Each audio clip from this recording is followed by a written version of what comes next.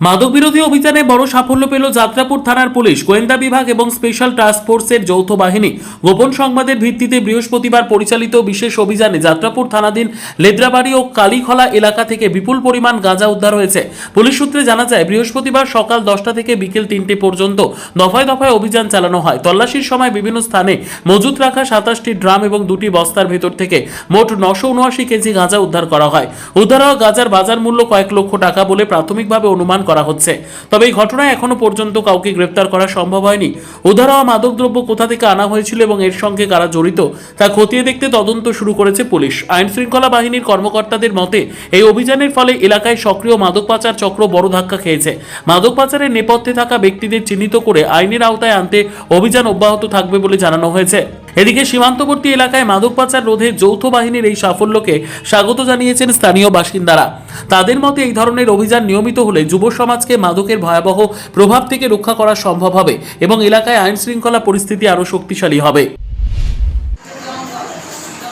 Sir, আমরা শুনতে পেয়েছি আজ কিছু বেশ এনডিপিএস আইটেম উদ্ধার হয়েছে আপনার থানায়, কি বলবেন বিষয়টা?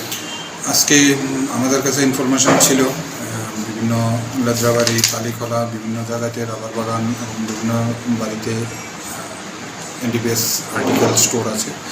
অ্যাকর্ডিংলি আমরা এসটিএফ থানা আর অন্যান্য ব্রাঞ্চ, আমাদের যে ব্রাঞ্চগুলো মিলে রেড করি লেদ্রাবাড়ি এবং কালীখলা, উত্তর কালীখলা এরিয়াতে। যেখানে কালীখলা এরিয়াতে প্রথমে 119 কেজি গাঁজা, লেদ্রাবাড়িতে 728 কেজি গাঁজা এবং আরেকটা বাড়িতে 125 কেজি গাঁজা পাই এবং একটা স্পেসিফিক কেস রেজিস্টার হবে, যেটা ইনভেস্টিগেশন চলবে। অভিযান চলছিল আপনাদের?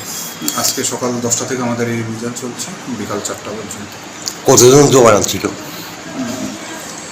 এসটিএফের ছিল 30 জনের মতো, আমাদের থানার বাকি সময় মোটামুটি 50 জনের মতো ছিল। আগামী দিনে কি বার্তা থাকবে স্যার নেশা বিরোধী অভিযানে?